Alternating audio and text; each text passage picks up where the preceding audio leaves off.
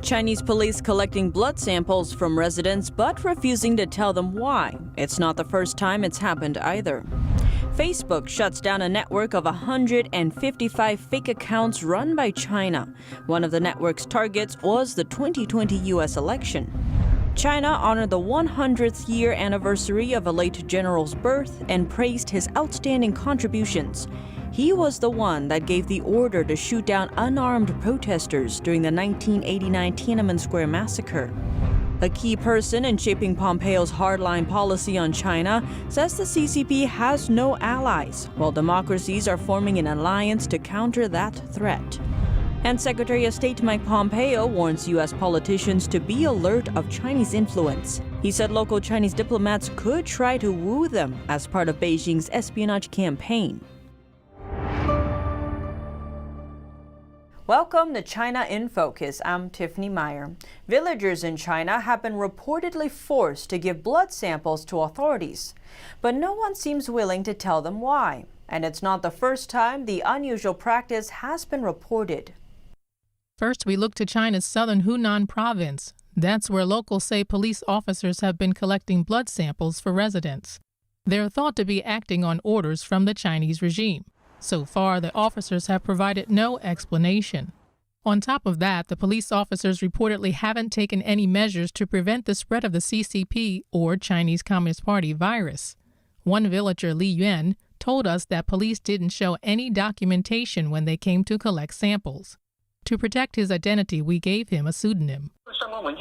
He didn't have any relevant documents. If a certain department wants to collect blood, it must have relevant documents and must show them to everyone to make it clear. It doesn't work if they just do it at will this way. Li said the person who collected his blood refused to tell him why the samples were being taken. He said that the police station asked him to collect blood. He told me not to ask too many questions as if it's very confidential. Li explained that many of the locals didn't want to give samples, but because the police officers came in uniform, they felt pressured into submitting.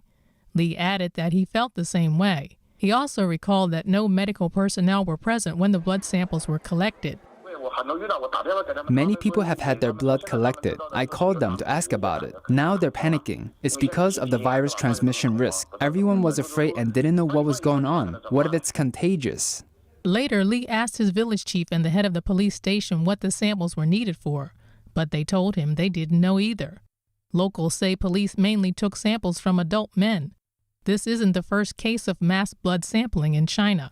The Uyghur ethnic group in the Xinjiang region was subjected to it, as well as Christians and practitioners of Falun Gong, a spiritual meditation discipline that's been brutally persecuted by the regime for over 20 years.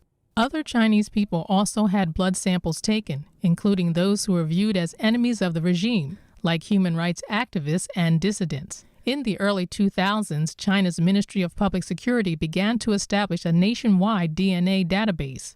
According to Human Rights Watch, China's DNA collection practices may not be specifically linked to criminal investigations. Public security officers collect a large number of biological data from ordinary citizens. That's because the collection of so-called basic information is considered one of the regime's goals. But according to Chinese law, the collection of DNA samples by public security agencies should be limited to specific criminal cases. NTD News. Now we turn to a ceremony held in Beijing, but not everyone considers it a reason to celebrate. Earlier this month, the party honored the 100th anniversary of a well-known military general named Yang Baibing, the same general who gave the order to shoot down unarmed protesters during the 1989 Tiananmen Square Massacre. On June 4, 1989, Chinese troops opened fire on students and citizens in Beijing's Tiananmen Square. The people gathered there were protesting the communist regime's rule. 10,000 people are estimated to have been killed. Yang died in 2013. A ceremony was held on September 9th to mark 100 years since his birth. A member of the Standing Committee of the CCP's Political Bureau, the regime's most powerful lawmaking committee, attended. Chinese state-run media reported that the event was held to celebrate what they called Yang's glorious life and outstanding contributions to the party. Hong Kong pro-democracy activist Joshua Wong is facing an uphill battle, but one he says he won't give up. This after a Hong Kong court rejected his challenge. Wong was disqualified from district elections last year. Wong expressed disappointment at the results, pointing to increasing control from Beijing. Despite the results, Wong still had a rallying cry for his supporters. We will still continue the fight in such uphill battle. Even nowadays, the judicial system is under hardline control from Beijing. Wong became an international figure after leading protests back in 2012 and 2014. And freedom of press continues to diminish in Hong Kong. Police announced they will now only recognize government-registered and internationally known foreign media. This is a crackdown on local Hong Kong media and journalists. Police say this is a necessary step against so-called fake reporters, citing the pro-democracy protests since last year. While 8 Hong Kong media unions slammed the move in a statement, saying it will seriously impede press freedom in Hong Kong, leading the city toward authoritarian rule. They added the move allows authorities to decide who are reporters, which fundamentally changes the existing system. They demanded the move be scrapped, or they would respond with necessary measures. Also adding that freelance reporters and media outlets not under government rule have for years been able to report truthfully to serve the wider public. Secretary of State Mike Pompeo is warning U.S. politicians to stay alert over potential Chinese influence on American politics. During a speech in Wisconsin, he said Beijing sees local governments as weak links and opportunities to sway public opinion, but asserted that American officials must be prepared to counter it. In a speech to Wisconsin lawmakers at the state capitol, Secretary of State Mike Pompeo warned of Chinese influence on American government and politics, especially at the state and local level. He said Chinese Communist leader Xi Jinping is aware that the U.S. federal government is pushing back against the CCP. That's why Beijing has been trying even harder to target local U.S. officials to circumvent America's sovereignty. He thinks local leaders may well be the weak link. The Secretary of State points out that Wisconsin's retirement system is investing in China Mobile and China Telecom. Both are state-owned companies and are an integral part of the Chinese regime's surveillance system. Do you want your teachers, your firefighters, your policemen invested in those kinds of activities? Pompeo came at the invitation of Republican Senate President Roger Roth, who had previously received an email from a Chinese consulate official asking him to praise China's efforts to control the virus. The senator replied with one word, nuts. Pompeo also cited another example of the CCP exerting influence on local politicians and working to silence their support for Chinese dissident groups in the U.S. 2017, a California state senator proposed a bill merely expressing support for the Falun Gong practitioners in America and in China. It was hortatory. It was a rhetorical resolution. These people that he was speaking to have suffered as tremendously under the Chinese Communist Party's crackdowns on religious freedom as any others. Unfortunately, the California State Senate bowed to the CCP pressure and shelved the proposed bill. He said the State Department was reviewing the activities of 2 organizations of China's United Front Work Department operating in the U.S., the U.S.-China Friendship Association and the China Council for the Promotion of Peaceful Reunification. Pompeo said the groups are trying to influence U.S. schools, business groups, and politicians. He called on politicians from different sides to work together and counter the CCP's influence. Telling the truth about China isn't remotely partisan. It's principled. Democrat, Republican, Independent. You have a friend in the Trump administration to help you push back against the CCP's exploitation of our open society. Let's do this together for the American people and the future of the greatest democracy in history. Penny Zhou, NTD News. A critical reason behind America's China policy says Beijing is becoming more and more isolated and has no real allies. The comments came during an online conference focused on Hong Kong. NTD's Juliet Song reports. Always keep in mind, a key China advisor to Secretary of State Mike Pompeo said China imposed a Cold War on the U.S. The advisor Miles Yu is one of the critical people behind Pompeo's China policy. The Secretary of State calls him a central part of his team. What sets Yu apart is that he was born and grew up in China. White House Deputy National Security Advisor Matt Pottinger said Yu's experience growing up under totalitarianism made him one of its most potent foes. Yu rarely appears in public, but in an online conference held by a Canadian think tank this Tuesday, he gave a speech saying there's no country in the world that's more Cold War conscious than China. China views the entire international system as an endless struggle between the Chinese socialism Chinese characteristic, and the rest of the world. So they want us to forget the systemic, political, and ideological differences between the two systems. He said China's approach focused on highlighting common ground with Western countries in order to hide ideological differences. But under the Trump administration, this strategy no longer worked. This administration said, no, we're going to focus on both common ground as well as the differences. We can no longer ignore the differences there. You said that's why top U.S. officials like Pompeo and Attorney General William Barr talk about the real intention of the Chinese Communist regime. This is the Cold War. It's not us imposed upon them. China imposed upon us. So you added that almost every liberal democracy in the world recognizes the threat from the Chinese regime. We're getting together to a very important multilateral alliance of some sort to deal with the China challenge collectively. In the United Nations General Assembly this Tuesday, Chinese leader Xi Jinping said China supports multilateralism. A term in international relations, it refers to multiple countries working towards the same goal. That is a complete reflection of lack of self-awareness. He said multilateralism is based on shared values, like those between the U.S. and countries like Australia, Canada, and with the UK. China has none that it can be trusted as a really true ally to share its value. North Korea is useless for the PRC for most part. Russia is playing hard to get a game with Beijing. So China is more isolated, so it's very ironic. At the conference, Yu also warned of threats brought on by the Chinese military.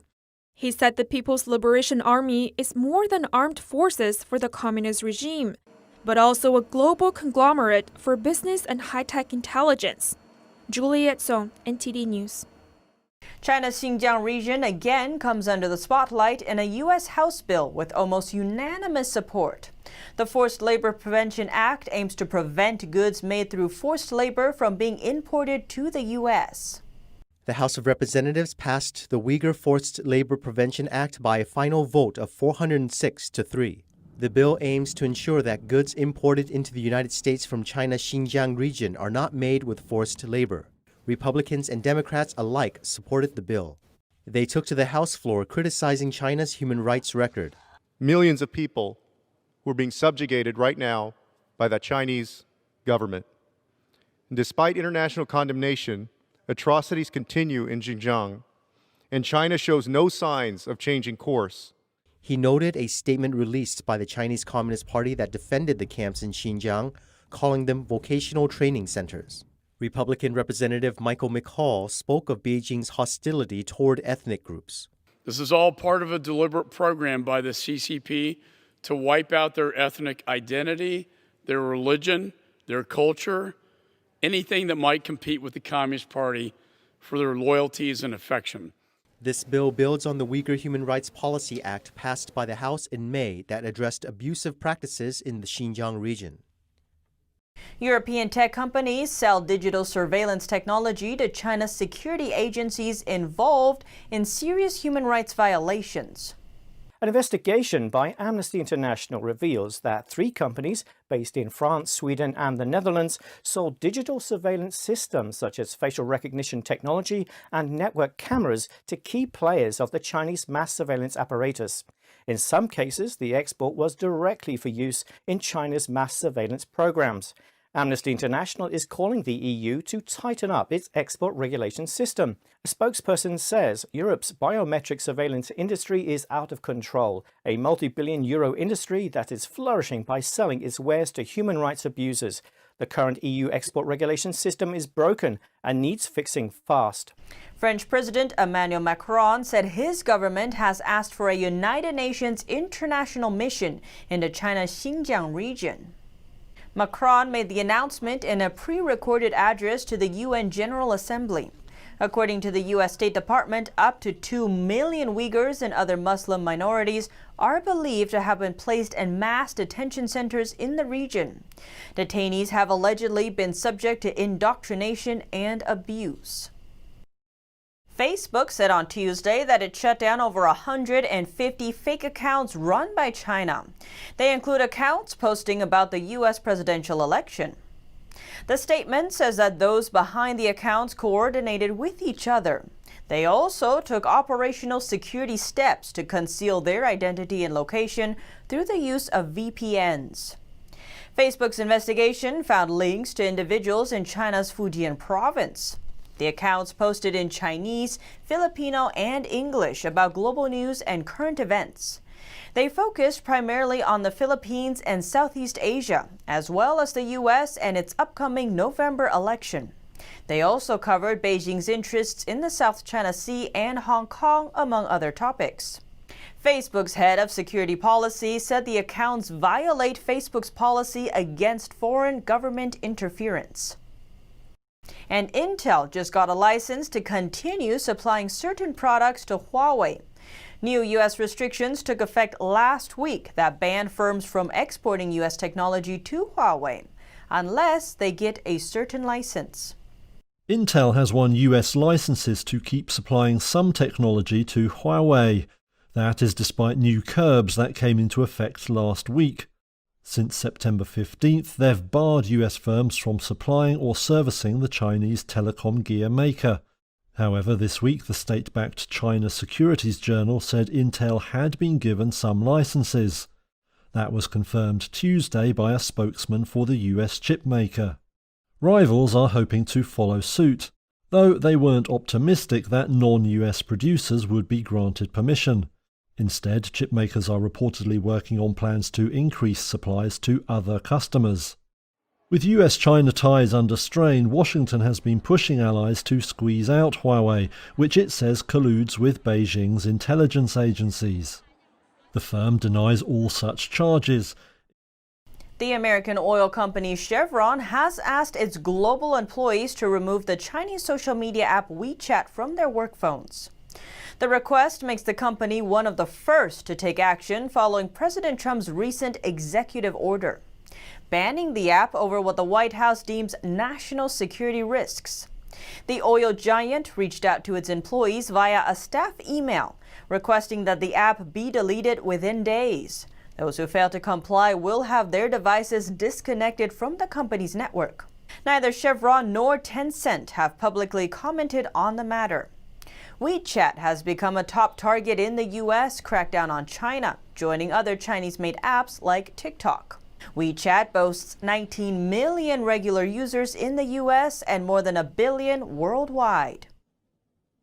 China and India have agreed to stop sending troops to their contested border in Lakda. They've also pledged to avoid actions that might complicate the tense situation there. The two nations issued a joint press release Tuesday. It said both sides agreed to avoid misunderstandings and misjudgments and refrain from unilaterally changing the situation on the ground. Some Lakdak residents expressed relief over the development. But